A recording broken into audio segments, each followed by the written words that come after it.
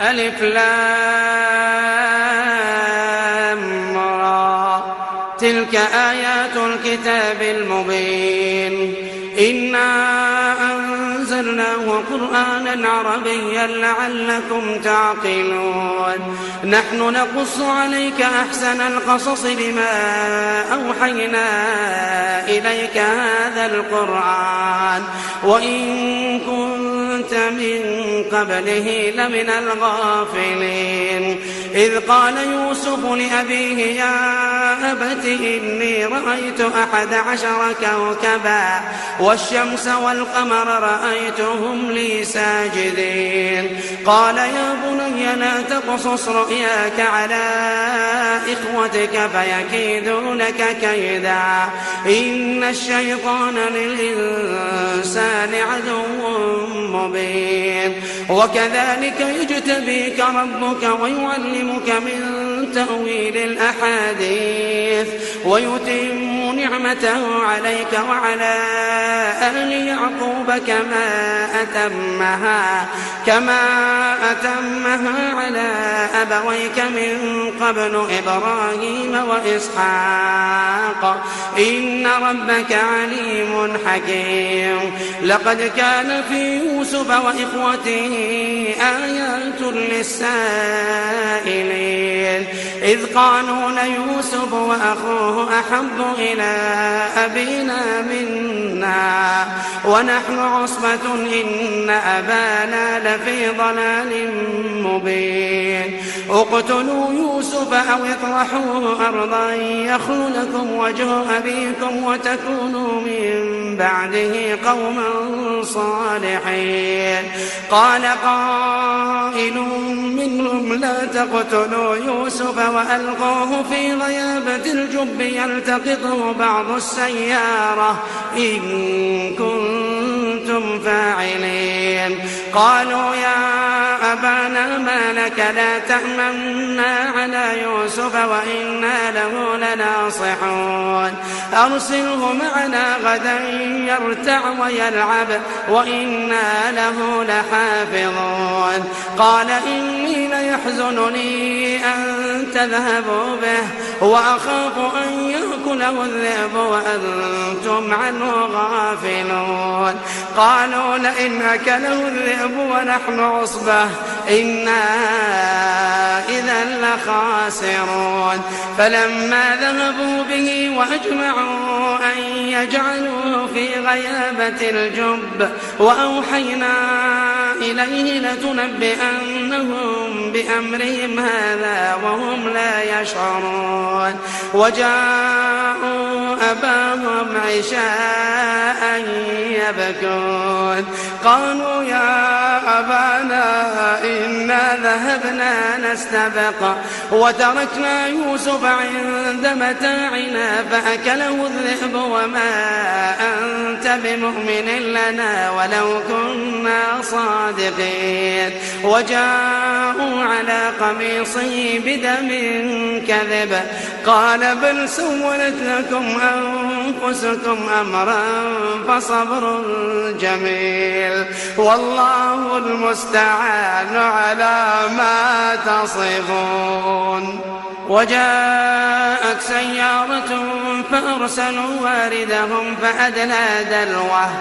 قال يا بشرى هذا غلام وأسروه بضاعة والله عليم بما يعملون وشروا بثمن بخس دراهم معدودة وكانوا فيه من الزاهدين وقال الذي اشتراه من مصر لامرأته أكرمي مثواه عسى أن ينفعنا أو نتخذه ولدا وكذلك مكنا ليوسف في الأرض ولنعلمه من تأويل الأحاديث، والله غالب على أمره ولكن أكثر الناس لا يعلمون. ولما بلغ أشده آتيناه حكما وعلما وكذلك نجزي المحسنين. وراودته التي هو في بيتها عن نفسه وغلقت الأبواب وقالت هيت لك، قال معاذ الله إنه ربي أحسن مثواي إنه لا يفلح الظالمون. ولقد همت به وهم بها لولا أن رأى برهان ربه كذلك لنصرف عنه السوء والفحشاء إنه من عبادنا المخلصين. واستبق الباب وقدت قميصه من دبر وألف يا سيدها لدى الباب. قالت ما جزاء من أراد بأهلك سوءا إلا أن يسجن أو عذاب أليم. قال هي راودتني عن نفسي وشهد شاهد من أهلها إن كان قميصه قد من قبل فصدقت وهو من الكاذبين وإن كان قميصه قد من دبر فكذبت وهو من الصادقين. فلما رأى قميصه قد من دبر قال إنه من كيدكن إن كيدكن عظيم. يوسف أعرض عن هذا واستغفري لذنبك إنك كنت من الخاطئين. وقال نسوة في المدينة امرأة العزيز تراود فتاها عن نفسه قد شغفها حبا إنا لنراها في ضلال مبين. فلما سمعت بمكرهن أرسلت إليهن وأعتدت لهن متكئا وآتت كل واحدة منهن سكينا وقالت اخرج عليهن. فلما رأينه أكبرنه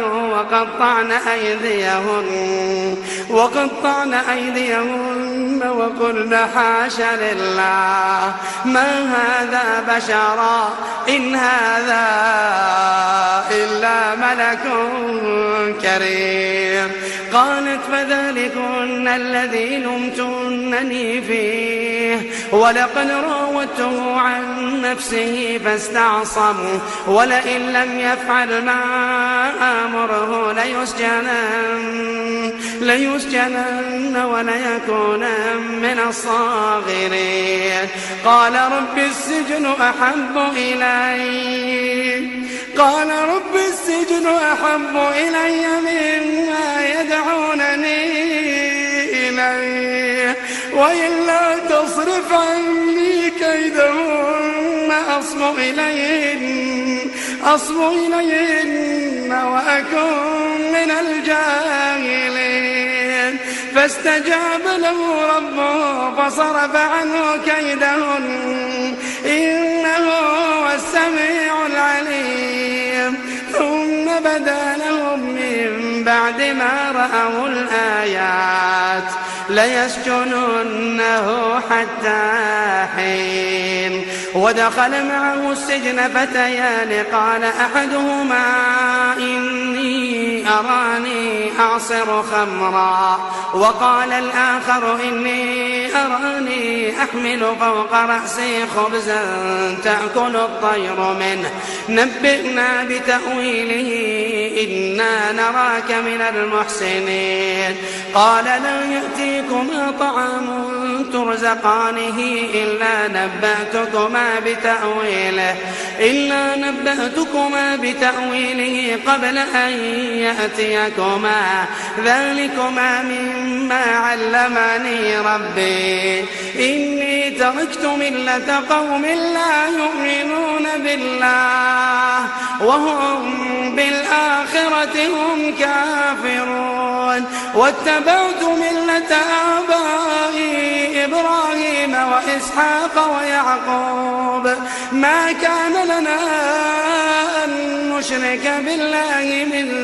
شيء ذلك من فضل الله علينا وعلى الناس ولكن أكثر الناس لا يشكرون